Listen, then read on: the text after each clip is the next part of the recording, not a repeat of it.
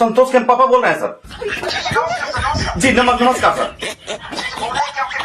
25 लाख की नौकरी लगा केबीसी से बात कर रहा हूँ सर। हाँ जी जी जी सर।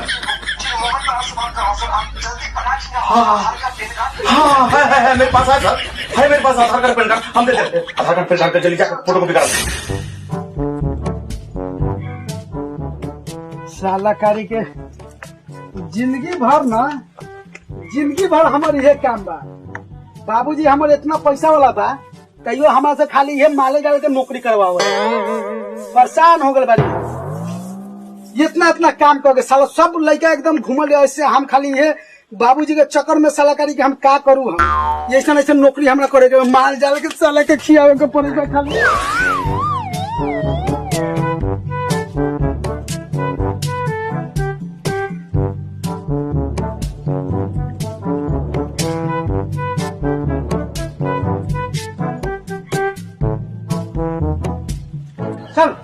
चल हम लोग चल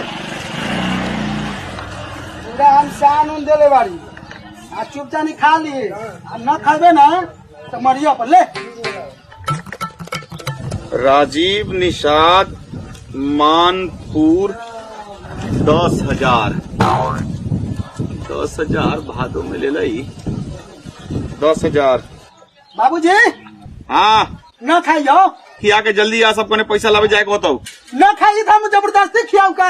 सुशांत संगम शिवहर 21,000। हम तो परेशान हो गए बाड़ी ये घर में गाय भैंसी से। साला ये घर के वंश खिया के जल्दी आ। भन दिन भर भन करे एगो काम ना खोल जाए इनकरा से। जब बोलो काम हाथ आता भन करे जाए। ये बुढ़वा बहुत खरूस बा है। हाँ बोला कथी कहे गला।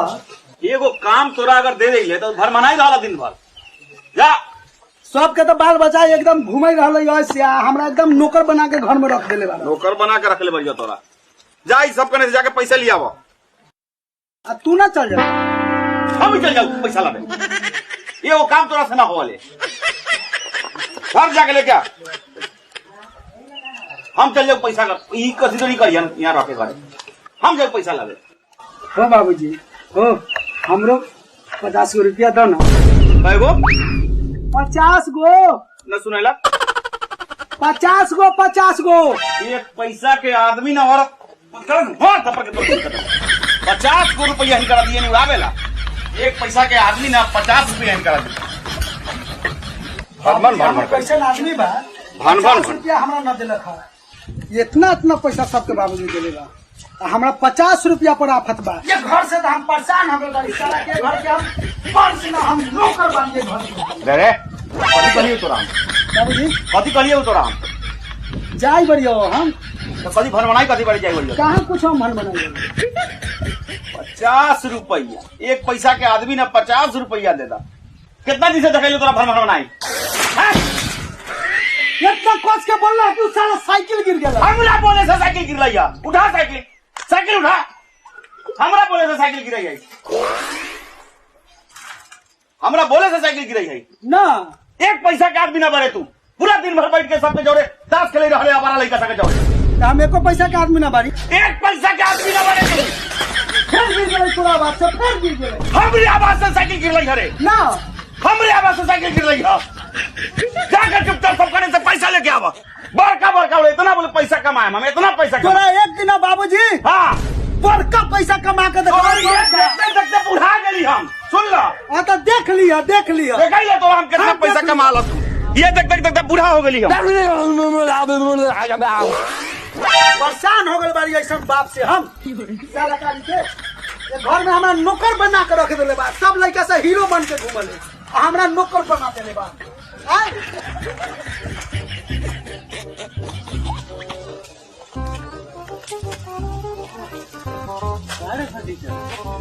बाप इतना पैसा वाला साइकिल चल रहा है। ये सब हम अपना बाप के वजह से सुने बारी। समझले ना। आवे तो समय तो तोरा हम बता देबो। समय पहले आवे तो बता देबो तोरा समय आ रहा बहुत जल्दी। जो कथी हाँ हम फटीचर बारी। साले तू बारा नीमन बारा।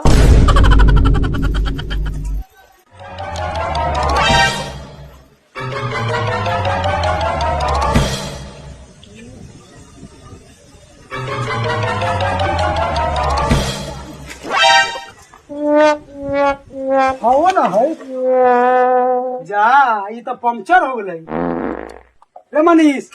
हाँ हाँ बोल। हमर साइकिल पंक्चर हो गलक है एकरा का कर यही जगह लगा देलो ठीक बा। ठीक तू बा। देखे रहिए हम से आम तो फिर ले जान ठीक। ठीक बा हम देखे तो मेले मारी। हाँ ध्यान से ओकरा देखे रहिए पंक्चर हो गल बा हमारा रहल छै ले जान।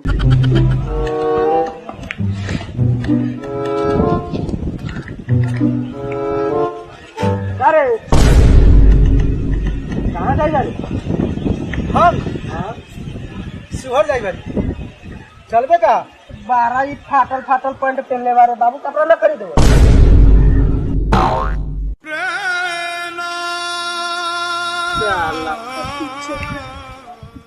देखा बारा ना ये सब हम अपना बाप के वजह से सुने बारा भगवान ऐसा कौनो के बाप न दे। बाप रे बाप साला इस साइकिल से तो हम इतना परेशान हो गए बानी।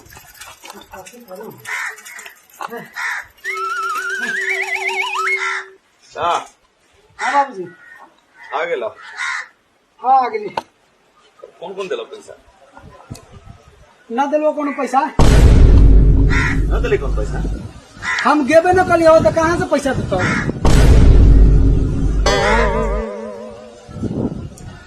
ये पहले तू कभी कर ले। कथी करू साला ई साइकिल ऐसा बा कि मन करे साइकिल के हम तोड़ देतियो अभी हम ऐसने साइकिल तू खरीद के हमरा दिले बड़ा साला को पंक्चर हो गया रास्ता पर। साइकिल पंक्चर रही तो तू जाके बाजार पर साइकिल के पंक्चर न बनवा सकला एगो तोरा काम से पहले तक तैको दिमाग ना चलावला अपना से बगेला चलेला वापस साइकिल लेके हैं। माने हमरा काम करे तो तैको मन न करे। बुझ गेली तोरा से कुछ न होए वाला हो। सुन ल खाली तू फेंकल लंबा लंबा फेंकी हम इतना कमाएम उतना कमाएम एगो काम सारा काम हम अपने से जाएम हम अपने जाके पैसा मांगम एगो घर के काम न करिए रत्ती भर के काम जहाँ रहे गोर पालकी में कहा वही लेगा। इतना मेहनत कर कैली आ कहियो बाबूजी हमार टेंशन दे रहा बारा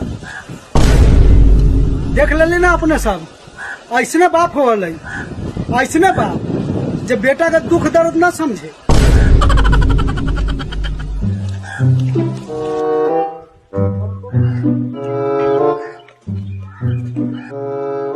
कहा नवाब साहेब बड़ा मुर्गा लेके नहीं जाई बड़ा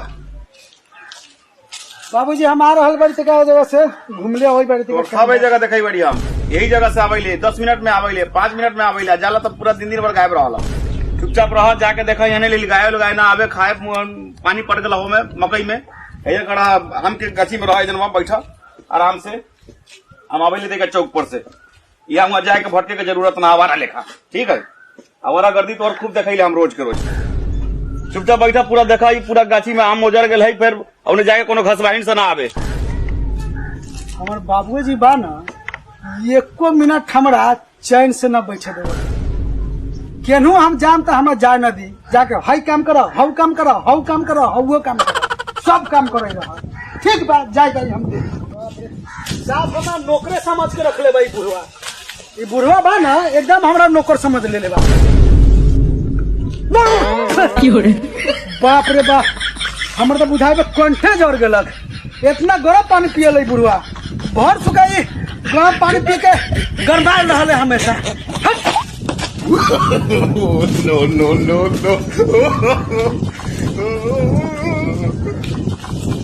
साला खाने के कहा एको के लील गाय है कुछो ना है मकई है पानियो नीमन से पाट गई में तैयो हमर बाबूजी बा ना 2 मिनट हमरा चैन से न बैठे देवल तैको ना। इस साला कंपनियो ना हमरा बहुत परेशान करके रख दिल ना ई तो दूसरा कोनो के फोन बा। हेलो हाँ क्या बोले बड़ा भाई? हाँ सर नमस्कार। हाँ नमस्कार पर नाम बोला बोला क्या बोले बड़ा? जब केबीसी से बात कर रहे हैं सर। केबीसी से बात करे बड़ा तो हम केबीसी से बात करे बड़ा तो हम कथी करूँ भाई? सर जियो कंपनी पर अपना एक नौकरी लगा हुआ है। जियो कंपनी पर लॉटरी जी जी केकरा नाम से भाई? 25 लाख का लॉटरी लगा हुआ है सर। 25 लाख के जी जी 25 लाख का लॉटरी लगा हुआ है सर। केकरा नाम से? जी संतोष नाम का लड़का है जो उनके नाम पर फोन लगा हुआ है। आप ही समझ हो रहा है। तो सर संतोष तो हमरे नाम है। आपके नाम से सर लॉटरी लगा हुआ है सर 25 लाख। क्या कहना है सर? पता नहीं पुलिस से मुंबई बरान से हमारा सर जल्दी बोलिए पटाखे सर एक मिनट फोन नहीं रखिएगा सर, हमारी बात सुन लीजिए सर, मेरे तरफ से रिक्वेस्ट है सर, प्लीज मैं रिक्वेस्ट कर रहा हूँ, फोन नहीं रखिए सर। जल्दी बोलिए तो सर सुनिए सर बोल रहे हैं, तो सर बोलिए ना 25 लाख की लॉटरी के लिए हमको क्या करना होगा? सर आपका आधार कार्ड पेन कार्ड हाँ खाता नंबर व्हाट्सएप नंबर आपको भेज रहा हूँ, जल्दी फटाक से मेरे जल्दी जल्दी व्हाट्सएप कीजिए, फटाक से मेरा नंबर आपको मैसेज करता हूँ फटाक से। ओ सर तो हमारा पास सिर्फ पहचान पत्र है, हमारा बाबूजी के पास, हमारा बाबूजी के आधार कार्ड है, पेन कार्ड है, खाता नंबर है, हमारा बाबूजी के चलेगा सर? हमारा जी ओके सर, जी आप फटाक से अपना पिताजी का क्या कीजिए और उसे लीजिए फटाक से आपका व्हाट्सएप में भेज रहा हूँ, और फटाक से आधार कार्ड पेन कार्ड होगा, फटाक से आपको 2 घंटे के अंदर में आपके खाता में 25 लाख रुपया आपको जमा रहेगा। तो सर 2 घंटा का है, हम 10 मिनट के अंदर में हम आपको भेज रहे हैं, ठीक है सर? आपको ये नंबर पर हम फोन कर सकते हैं ना?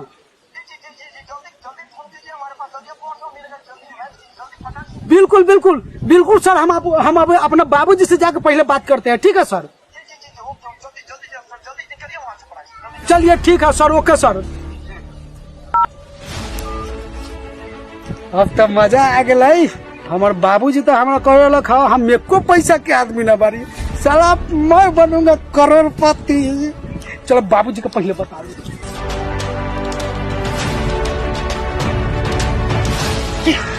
बाबूजी चाल में तोरा तो कलियो खेत में रहेला जभी में अब देखिए कथी खोजे बारे? आधार कार्ड पेन कार्ड खोजे बारी। आधार कार्ड हम पॉकेट में लेके चलू कि पेटी में रख ले बारी?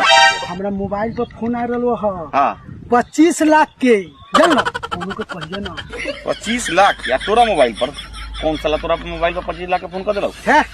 हाँ तो बड़ा तू हमरा ताना दे रहा, हम एको पैसा के आदमी ना बारी, 25 लाख के आल बा, 25 लाख के 25 लाख के फोन तो तोरा मजाक बुझाइयो का? कौन फोन करे ला तोरा पास? केबीसी कथी दोनी होला ना? हाँ सुन ले रही हम वाला करोड़पति कुछ हाँ कौन बनेगा करोड़पति, उहे वाला फोन रहा है। अच्छा 25 लाख के लोन जियो नंबर पर वो वाला दे रहा है, और वो हमारा नाम से, तो हमारा आधार कार्ड पेन कार्ड ना हो तो तू अपन आधार पेन कार्ड देबो तो अपनी लॉटरी लग जातो 25 लाख के।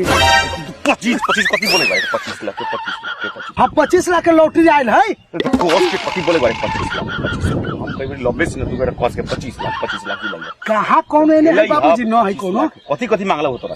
मांगला आधार कार्ड आ पेन कार्ड। हाँ आधार कार्ड पेन कार्ड हमारा पास बा, हम दे देबै। तो व्हाट्सएप कर लाई, कहलो कोनो से व्हाट्सएप करावे को पड़ता है, वो हमरा चुरा के करे के पड़ी मोबाइल मांग के। बताइए ना कि मतलब इसी से भेला ना तो तू बड़े नलायक गधा, एगो जिंदगी में तो तोरा पहली बार काम होलो। चल दे चलो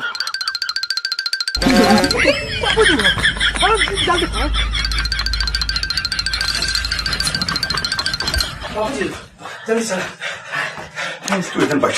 हाँ हम आधार कार्ड पेन कार्ड पेटी में से निकाल जल्दी लेके आओ। हाँ जल्दी लेके आओ।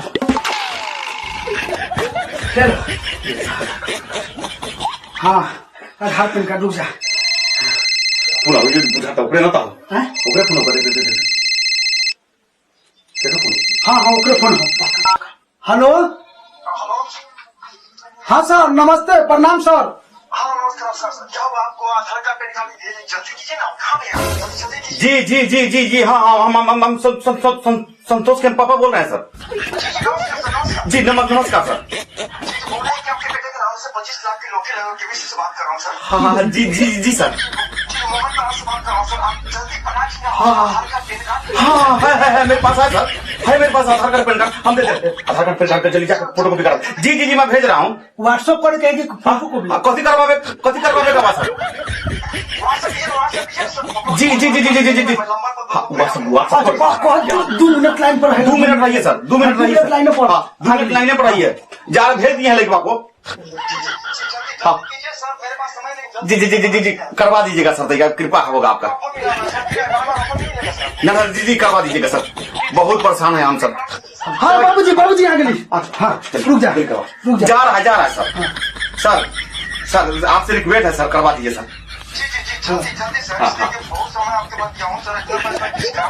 हाँ आधार कार्ड पेन कार्ड हम दे दीजिए सर। सर आपका यह नंबर ना है सर? 1 मिनट लाइन पर रहिएगा, हम आपका नंबर एंट्री कर रहे हैं, एंटर। हाँ जल्दी कीजिए सर, समय नहीं है मेरे पास, आप कितनी बार बहुत समय से बीच कर रहे हैं, जल्दी कीजिए आप। जा रहा है सर, जा ठीक है सर। हाँ सर गया हाँ ओके हाँ सर, हाँ देख लिया ना सर? जी जी जी, आपके 25 लाख खाता में 2 घंटा के अंदर पे खाते पहुंच जाएगा। आपका कृपा होगा सर। हाँ जल्दी, हाँ जल्दी करवा दीजिएगा सर। पहली बात है काम की चीज कहला का। ठीक है सर, धन्यवाद, love you sir, love you.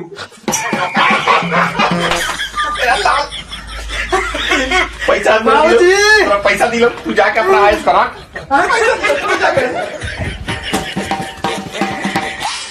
देखला आज पहला बेर हमार बाबूजी इतना हमरा से प्यार कैलक ह, आ तुम खुशी से पागल होई बारे। 5,000 रुपए धर आ जाके मिठाई खो, निमन निमन कपड़ा सिला ला।